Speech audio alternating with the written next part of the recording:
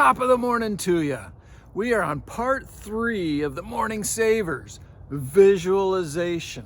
Visualization probably has the most transformative power and probably is most often used incorrectly.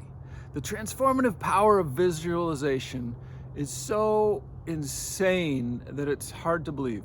When I was in my 20s and 30s, I was an alpine ski racing coach. I worked primarily with 10 to 15-year-old kids. And in that 10 to 15-year-old kids age range, they started their first downhill ski race. That's skiing down the hill, going 70 miles an hour.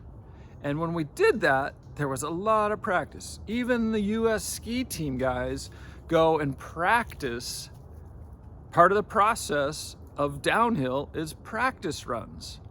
They practice on the course. Before they practice, they inspect the entire course from top to bottom. As they inspect that entire course, they get to visualize every piece of it along the way. You've seen that picture where the guy's closing their eyes and they're wiggling around like this and visualizing going through the course. Well, we did that with the athletes. The athletes memorized the course, visualized the course, exercise their mind to go through the course on their own and feel the muscle movements, the muscle actions that it would take, and they timed it. We would get to the finish of our inspection, actually stop along the way and get to the finish of our inspection, and they would all close their eyes, get down in their meditative stance, and they would go through the course. We would set a timer. And the target times that they were going for is what we looked for as they felt making each turn in the course, each step along the way. That increased their confidence, it increased their comfort. When they got up there for their first practice run, they had already run the course 5 or 10 times through our inspection and rehearsal and their own rehearsal over and over and over. And they did it at the same pace that they were going to do it. So our visualization, let's talk about the breakdown. The first part of visualization breakdown is picturing that thing way out there.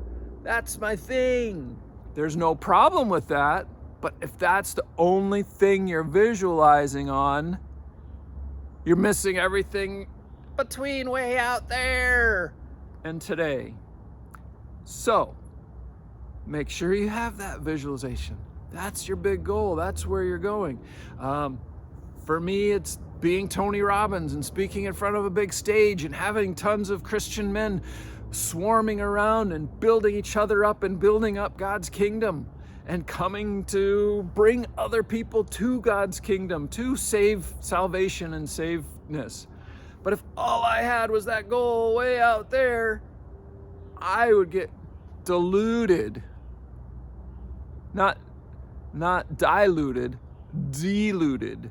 I would get like, oh, I'll never get there. Oh, I can't do it. So the other visualization is all the parts between me, here, now, today. And that's telling you about visualization. So visualization has to come from there, but the glue is the part that matters. What is the glue? What are the next steps? What are the baby steps? Who is the coach, the example, the target? Who is the me I want to be in the next 2 to 3 years? And where does that fit in my visualization? And where is the goal in the next 5 to 10 years? Where is that? And all those pieces, that's the glue. And that's where the superpower of visualization comes in, because it connects me all the way out and brings me back to here. And it's like, oh, that's all connected. It's all connected. When we lose the connection, we can change that. We learn more. We know where we're going more. We want something different because we've learned along the way. And we can change that. We can move it over there, or we can move it over there. Wherever we need to put it is great. but we got to keep it grounded, keep it glued. Glued's a horrible word. Keep it connected, keep it in chain with, in alignment with, on a path with where we are today. As soon as we take where we're at today and it's separated from our big vision, hi Phaedra, how are you? When it's separated from our big vision, we can't stay in discipline. We can't stay in momentum.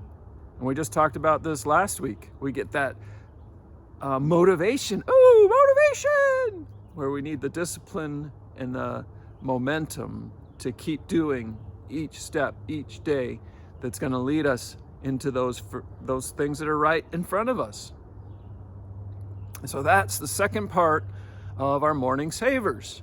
Visualization. Get that visualization. Get it clear. Add all the senses to it and connect it for the close stuff. All the close things have to do it. If you ran up to a set of stairs and there was only the top step, you're like, You need all the steps in the staircase to be like, oh yeah, I need to visualize each step all the way up to the top. And that's how our visualization comes together. So step 3 in the morning, savers. Silence we did, affirmations we did, today's visualization. Tomorrow, exercise, then reading, and then scribing.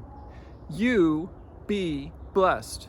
If you want to talk about your routines, your morning savers, your life, your vision, your steps, your everything, I'm the life coach for Christian men, and I can help you. And if we don't do it as a coach, even better, we can do it as a mastermind with a group of your new, closest, bestest friends to look into your life, inspect your life, search me, O God, and know my heart, and lead me in everlasting way. Go to brian.chat and let's start a conversation about mastermind or coaching. You be blessed, if I didn't say it already.